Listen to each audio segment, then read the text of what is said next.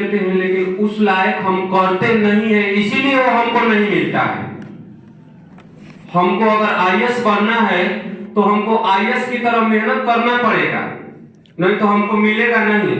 लेकिन हम सोचने को तो सोच लेते हैं, लेकिन उस लायक करते नहीं है। यही रीजन है कि जो सोचते हैं हमको मिलता नहीं है। अगर जो सोच ले वो मिल जाएगा। कभी किसी ने सोचा था कि गौतम बुद्ध को ज्ञान प्राप्त हो सकता है? उन्होंने सोचा, अपना परित्याग किया, अपने सुखों का त्याग किया, अपने सारे के सारे संपत्ति का त्याग किया और उन्होंने ज्ञान वो चीज को पाने के लिए जिस चीज को लक्ष्य बनाया, उन्होंने सारे कार्यक्रम करते हुए उनको 18 वर्ष बीत गए। बाबू 18 वर्ष बीतने के बाद बहुत सारी भीख मांग कर खाए। बहुत ऐसी उनके साथ दुर्दशा आई कि उनके साथी भी छोड़कर भाग गए थे। कोई उनका साथ देने वाला नहीं था, लेकिन जिस चीज को प्राप्ति के लिए घर से त्याग गए थे उस चीज को पाए, क्योंकि उन्होंने उस लायक उतनी मेहनत की। आप 12 पास करना चाहते हैं, 10 पास करना चाहते हैं, आप 12 पास तभी कर पाएंगे जब 12 पास करने के लिए उतनी मेहनत करेंगे।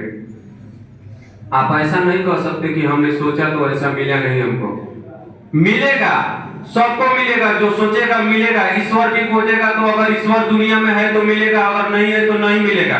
लेकिन उस लायक आपको मेहनत करना पड़ेगा। आपको आईएएस पढ़ना है,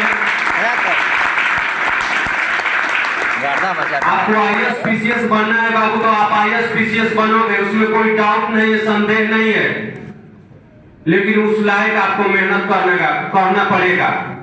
अगर इस बात में जरा सा विरक्ति भर अगर कोई झूठ हो तो आप लोग, कोई लड़का हो हाथ उठा के बोल सकता है कि नहीं सर आप गलत कर रहे हैं, कि जिस गोल को हम पाना चाहते हैं वो एक तो बहाने होते हैं कि हमने सोचा और हमको मिला नहीं, परिस्थिति खराब थी, ये खराब थी, वो खराब थी।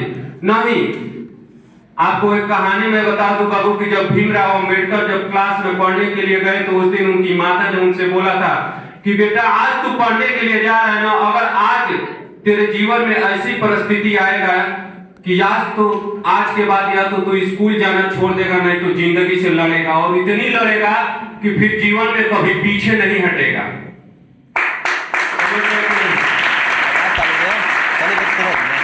अम्बेडकर बाबू छोटे से बच्चा एक स्कूल गया और स्कूल में सभी लोग देख करके इसको भाग गए। हालांकि अम्बेडकर के पिताजी एक सैनिक के अधिकारी थे, इसलिए उनको बस इतना सा वरीयता मिली कि चलिए हम आपको शिक्षा प्रदान करने की आपके बच्चे को छूट दे देते हैं, नहीं तो वो भी नहीं था किसी के पास।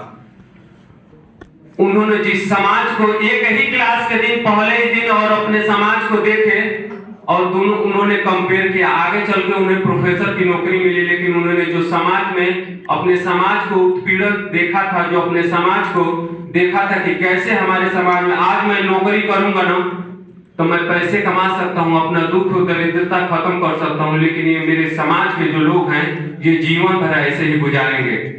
उन्होंने अपने सुखों का त्याग किया, हर एक चीज का त्याग किया। और आगे चलकर आप लोग जानते हैं कि अगर दुनिया में किसी का नाम लिया जाता है तो भारत के एक अम्बेडकर ऐसे हैं जिनकी प्रतिमा हार्वर्ड यूनिवर्सिटी जैसी यूनिवर्सिटी के सामने गेट पर उनकी प्रतिमा बनाई गई है। ऐसे महान व्यक्ति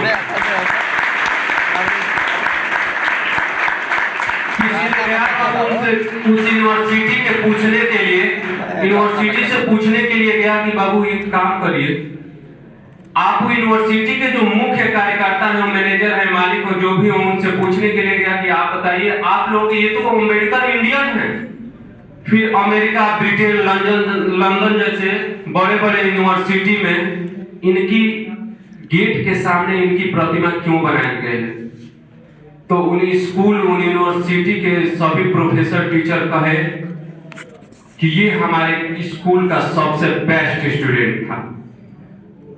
इतना बेस्ट स्टूडेंट कि हम लोग आने वाली पीढ़ी को, आने वाले सभी बच्चों को अंबेडकर का हम एग्जाम्पल देते हैं कि अगर आप भी बेस्ट बनोगे तो ऐसा नहीं है कि अंबेडकर ही ऐसा एक पुरुष है जिसका प्रतिमा लगाया जा सकता है, आपका भी लगाया जा सकता है, लेकिन आपको ऐसा बढ़ना पड़ेगा, उतनी त्याग और उतनी क्षमता बनानी पड़ेगी।